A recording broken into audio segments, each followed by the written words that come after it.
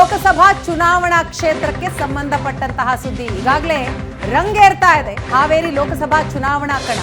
ಬಿಜೆಪಿಯಲ್ಲಿ ಈ ಬಾರಿ ಹಾವೇರಿ ಅಭ್ಯರ್ಥಿ ಯಾರಾಗ್ತಾರೆ ಎನ್ನುವ ಪ್ರಶ್ನೆ ಇದೆ.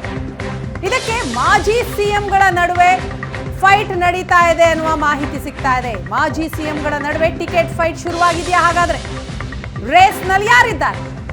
ಮಾಜಿ ಸಿಎಂ ಬಸವರಾಜ ಬೊಮ್ಮಾಯಿ ಹಾಗೂ ಜಗದೀಶ್ ಶೆಟ್ಟರ್ ರೇಸ್ನಲ್ಲಿದ್ದಾರೆ. ಇಬ್ಬರು ಮಾಜಿ ಸಿಎಂಗಳು ಹಾವೇರಿ ಕ್ಷೇತ್ರದ ಆಕಾಂಕ್ಷಿಗಳ. ಹಾಗಾದ್ರೆ ಈವರೆಗೂ ಇಬ್ಬರು ಮಾಜಿ ಸಿಎಂಗಳು ಬಹಿರಂಗವಾಗಿ ಈ ವಿಚಾರವನ್ನ ಎಲ್ಲೂ ಹೇಳಿಲ್ಲ. ಮಾಜಿ ಸಿಎಂ ಬಸವರಾಜ ಬೊಮ್ಮಾಯಿಗೆ ಹಾವೇರಿ ತವರು ಕ್ಷೇತ್ರ, ಇನ್ನು ಜಗದೀಶ್ ಶೆಟ್ಟರ್ ಅವರಿಗೆ ಹಾವೇರಿ ಪಕ್ಕದ ಕ್ಷೇತ್ರ.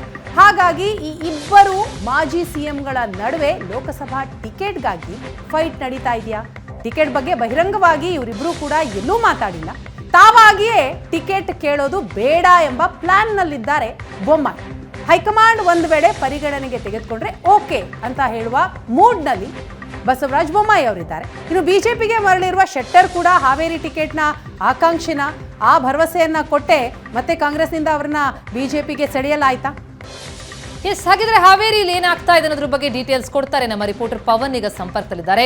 ಪವನ್, ಹಾವೇರಿ ಲೋಕಸಭಾ ಕ್ಷೇತ್ರ ಹೈ ವೋಲ್ಟೇಜ್ ಕಣ ಆಗ್ತಾ ಇದೆ. ಇಬ್ಬಿಬ್ರು ಮಾಜಿ ಮುಖ್ಯಮಂತ್ರಿಗಳು ಕಣ್ಣಿಟ್ಟಿದ್ದಾರೆ ಹಾವೇರಿ ಕ್ಷೇತ್ರದ ಮೇಲೆ. ಯಾರಿಗೆ ಸಿಗೋ ಚಾನ್ಸಸ್ ಇದೆ? ಲೆಕ್ಕಾಚಾರ ಏನು?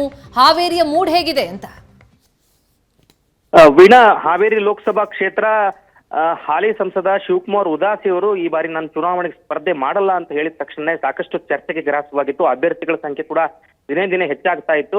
ಈಗ ಜಗದೀಶ್ ಶೆಟ್ಟರ್ ಅವರು ಬಿಜೆಪಿಗೆ ಮರಳಿ ಬಂದಿರೋ ಕಾರಣದಿಂದಾಗಿ ಒಂದ್ ಕಡೆ ಬೆಳಗಾವಿ ಲೋಕಸಭಾ ಕ್ಷೇತ್ರ ಅಥವಾ ಪಕ್ಕದ ಹಾವೇರಿ ಲೋಕಸಭಾ ಕ್ಷೇತ್ರದಲ್ಲಿ ಅವರಿಗೆ ಅವಕಾಶ ಸಿಗಬಹುದು ಅನ್ನುವಂಥ ಚರ್ಚೆಗಳು ಕೂಡ ಬಿಜೆಪಿ ವಲಯದಲ್ಲಿ ಗರಿಗೆದರಿದೆ. ಆದ್ರೆ ಇಲ್ಲಿ ಮಾಜಿ ಸಿಎಂ ಬಸವರಾಜ ಬೊಮ್ಮಾಯಿ ಅವರು ಕೂಡ ಕಣಕ್ಕಿಳಿತಾರೆ ಅಂತ ಬಿಜೆಪಿಯಲ್ಲಿ ಮೊದಲಿಂದನೂ ಕೂಡ ಸಾಕಷ್ಟು ಗುಸುಗುಸು ಕೇಳಿ ಬರ್ತಾ ಇದೆ. ಆದ್ರೆ ಬೊಮ್ಮಾಯಿ ಅವರು ಬಹಿರಂಗವಾಗಿ ಮಾಧ್ಯಮದವರು ಕೇಳದಂತ ಸಂದರ್ಭದಲ್ಲಿ ನಾನು ಸ್ಪರ್ಧೆ ಮಾಡಲ್ಲ, ಆಕಾಂಕ್ಷಿನೂ ಅಲ್ಲ ಅಂತ 4 ಬಾರಿ ಸ್ಪಷ್ಟನೆ ಕೊಟ್ಟಿದ್ದಾರೆ. ಆದ್ರೆ ಬೊಮ್ಮಾಯಿ ಅವರ ಮೇಲೆ ಸ್ಪರ್ಧೆ ಮಾಡಿ ಅನ್ನುವಂತಹ ಒತ್ತಡ ವರಿಷ್ಠರಿಂದ ಇದೆ ಅನ್ನುವಂತ ಮಾಹಿತಿ ಬಿಜೆಪಿ ಮೂಲಗಳಿಂದ ಲಭ್ಯವಾಗಿದೆ. ಯಾಕಂತ ಹೇಳಿದ್ರೆ ಈ ಬಾರಿ ಲೋಕಸಭಾ ಚುನಾವಣೆಯಲ್ಲಿ ಲಿಂಗಾಯತ ಕಮ್ಯುನಿಟಿ ಡಾಮಿನೆಂಟ್ ಇರುವಂತಹ ಈ ಲೋಕಸಭಾ ಕ್ಷೇತ್ರ ಹಾವೇರಿ ಲೋಕಸಭಾ ಕ್ಷೇತ್ರದಲ್ಲಿ ಬೊಮ್ಮಾಯಿ ಅವರ ಅಭ್ಯರ್ಥಿ ಆದ್ರೆ ಒಳ್ಳೇದು ಅನ್ನುವಂತಹ ಒಂದಿಷ್ಟು ಚರ್ಚೆಗಳು ಹೈಕಮಾಂಡ್ ಮಟ್ಟದಲ್ಲಿ ನಡೀತಾ ಇದೆ. ಮತ್ತೆ ಇವರಿಗೆ ಭಾಷೆಯ ಮೇಲೆ ಹಿಡಿತ ಮತ್ತೆ ಆಡಳಿತದ ಅನುಭವ ಇರೋದ್ರಿಂದ ಸೆಂಟ್ರಲ್ ರಾಜಕಾರಣಕ್ಕೆ ಸೂಟ್ ಆಗ್ತಾರೆ ಅನ್ನುವಂತ ಚರ್ಚೆ ಇದೆ ವೀಣಾ. ಆದ್ರೆ ಬೊಮ್ಮಾಯಿ ಅವರು ಒಪ್ತಾ ಇಲ್ಲ. ಕಾರಣ ಏನಂತ ಏನ್ ಹೇಳಿದ್ರೆ ಶಿಗ್ಗಾಂವಿ ವಿಧಾನಸಭಾ ಕ್ಷೇತ್ರದಲ್ಲಿ ಈಗಾಗಲೇ ಅವರು ನಾನ್ ಸ್ಟಾಪ್ ಆಗಿ 4 ಬಾರಿ ಗೆದ್ದಿದ್ದಾರೆ.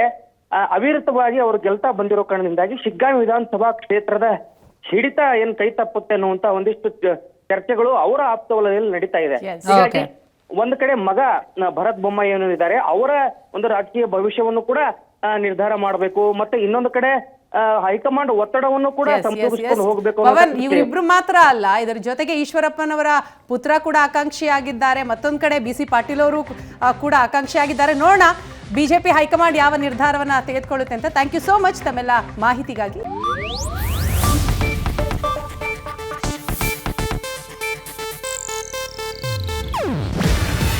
ಇದು ಏಷ್ಯಾನೆಟ್ ನ್ಯೂಸ್ ನೆಟ್ವರ್ಕ್ ಪ್ರಸ್ತುತಿ. ನೀವು ನೋಡ್ತಿದ್ದೀರಾ ಏಷ್ಯಾನೆಟ್ ಸುವರ್ಣ ನ್ಯೂಸ್.